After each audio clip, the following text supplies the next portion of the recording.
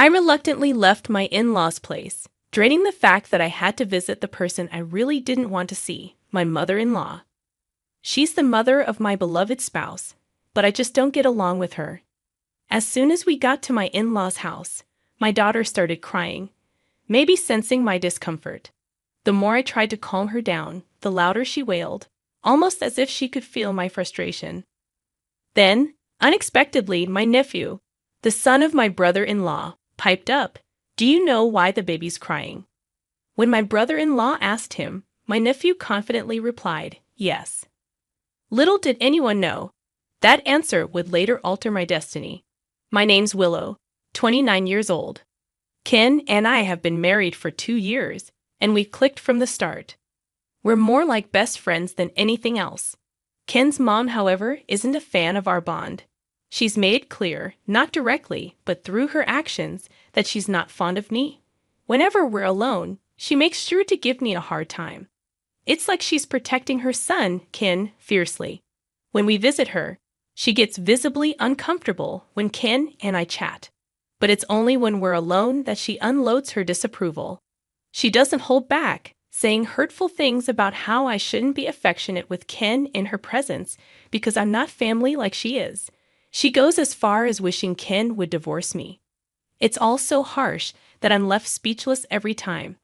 It's tough realizing my mother-in-law harbors such strong negative feelings toward me. I really want to build a good relationship with her, but this situation isn't helping. I've kept it from Ken, thinking it might make things worse. Looking back, I should have discussed it with him and created some distance from his mom early on.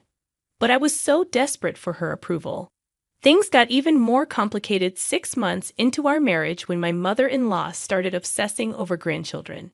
It was like she couldn't let it go. One day, out of the blue, she said, "Willow, I think our family needs a boy as the heir." Everyone, including Ken, froze. Ken, bless him, stood up for me, telling his mom it wasn't okay to pressure us like that. He reminded her that having a child is a blessing, not a race, and our timeline is our own. Even though Kyle and his wife had a baby early in their marriage, it doesn't mean we have to follow the same path. He kindly asked his mom not to interfere too much. Despite my husband's efforts, my mother-in-law remained unimpressed. I chose to ignore her occasional icy glares. Kyle, Ken's brother, had tied the knot 5 years back, and soon after, his wife got pregnant, giving birth to a son, Billy, who's turning 4 soon. Billy adores being around us, and I can see him grow every time we meet. But what's remarkable is that Billy's words have been like a lifeline for me more than once.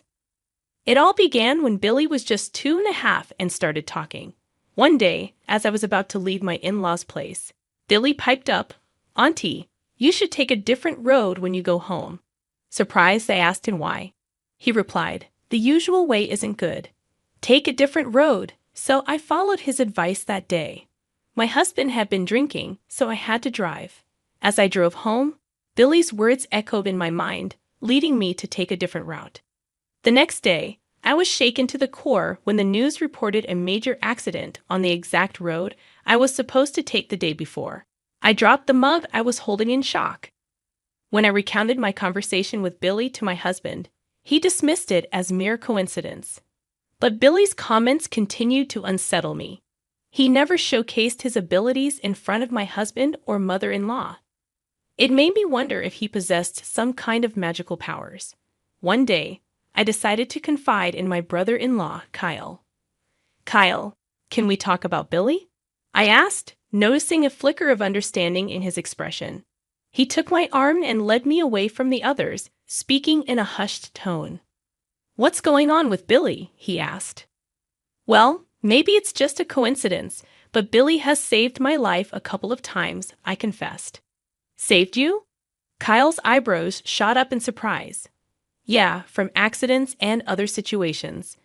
I was thinking maybe Billy has some kind of special power," I explained. "I see. So you've noticed it too," Kyle nodded. "He usually only shows that side of him to me and my wife.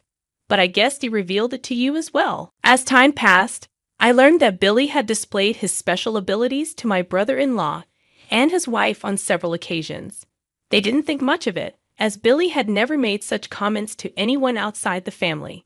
However, they understood the potential complications if Billy's power became public knowledge. So they made efforts to keep it hidden. I couldn't shake off my curiosity about why Billy was revealing his power to me as well. It had been almost a year since I first discovered it. Recently, I found out that I was pregnant, but the morning sickness made it hard for me to visit my in-laws frequently. I heard that my brother-in-law and his wife were planning to visit, and while I was eager to see them, I also felt relieved that I wouldn't have to face my mother-in-law during the last trimester of my pregnancy. As my morning sickness settled down, my belly grew, making daily life a bit more challenging. Going on maternity leave should be a time of preparation and anticipation, but for me, it came with a barrage of calls from my mother-in-law. Every day, without fail, she'd ring me up, demanding to know if I was taking the supplements she sent. I was already taking folic acid, which I bought myself, but she insisted I switch to the expensive ones she recommended from a mail-order site. Her concern wasn't just about the supplements, it was about the gender of the baby. She made it clear that she expected a boy, considering me a failure as a wife for not delivering what she deemed a satisfactory child. Personally, I didn't care about the baby's gender. All I wanted was a healthy child. But my mother-in-law was fixated on having her way, right down to the gender. Dealing with her pressure was mentally exhausting. When I eventually told her the baby was a girl, she was furious. From then on, her harassment escalated. She insisted I take the supplements she sent, bombarded me with books on preparing for a second child, when I hadn't even given birth to the first one yet, and continued her daily calls. Her words turned increasingly cruel, filled with heartless abuse. She called me a worthless wife, regretted allowing us to marry, and even suggested I divorce her son. It was relentless and deeply hurtful. After giving birth, I found myself worn out both physically and mentally, haunted by my mother-in-law's hurtful words. I couldn't bring myself to tell my husband how much they were affecting me. I didn't want to burden him. But more than that, I feared any backlash from my mother-in-law. Despite the daily battles with anxiety, I managed to bring a healthy baby girl into the world. She was so precious that her presence overshadowed any negativity from my mother-in-law. 1 month later, my husband drove me to my in-laws' house to introduce them to our daughter. Alongside my brother-in-law, his wife, and Billy, I hoped to see my father-in-law and reconnect with them after some time apart. As we approached their house, I felt a knot of apprehension. I dreaded facing my mother-in-law's words again, but more than fear, I was eager to reunite with the rest of the family. Yet, the closer we got, the harder it became for me to walk, anticipating what my mother-in-law might say this time. I couldn't shake off the worry about her potentially hurting my daughter as she grew older. That thought weighed heavily on my mind. Despite my reluctance, I made my way to my in-laws' house. Thankfully, it was my brother-in-law who greeted us, along with his family, who had arrived earlier. My mother-in-law was busy playing with Billy in the living room when she noticed us. Suddenly, my daughter started crying, seemingly out of nowhere. My husband was concerned, but my father-in-law tried to reassure us, chalking it up to the change in surroundings. I did my best to calm my daughter, but she wouldn't stop crying. My mother-in-law let out an irritated sigh and muttered, "This is why girls are trouble." In that moment, I felt a surge of anger like never before. No matter how much I loved her son, I couldn't forgive her for such a comment. Why did the baby's gender matter? She was safe and healthy. I resolved to endure the day and never return. Then Billy, who had been playing happily, suddenly spoke up. His words made me exchange a glance with my brother-in-law. Maybe he was using his power. When my brother-in-law casually asked why the baby was crying, Billy confidently responded, saying the baby felt sorry for me and wanted my mother-in-law to stop bullying me. My husband was taken aback, and everyone in the room turned to my mother-in-law, who seemed shaken and muttered something about Billy being strange. Billy boldly spoke up, revealing that Grandma had been mean to Auntie for a long time. Even when the baby was still in Auntie's belly, the baby didn't like it at all. My husband, taking it seriously, asked Billy if it was true. Billy confirmed it and said the baby wished she could tell Daddy, but he's too nice. She wanted Daddy to help Mommy.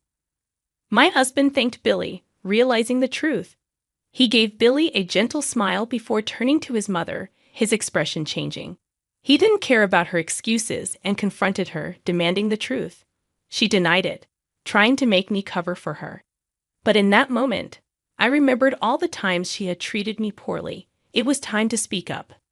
I looked my husband in the eye and confessed that his mother had been bullying me since we got married. I knew it, but I was scared to tell him. My husband hugged me and our daughter, then turned to his mother with a resolve I'd never seen before. He called her out for her behavior, saying he was disappointed and didn't even see her as a mother anymore. He demanded she stay out of our lives. His mother pleaded, but my husband didn't buy it. He saw through her excuses, knowing she bullied me because I took him from her and because our baby wasn't a boy. He made it clear that he didn't want her involved with us anymore.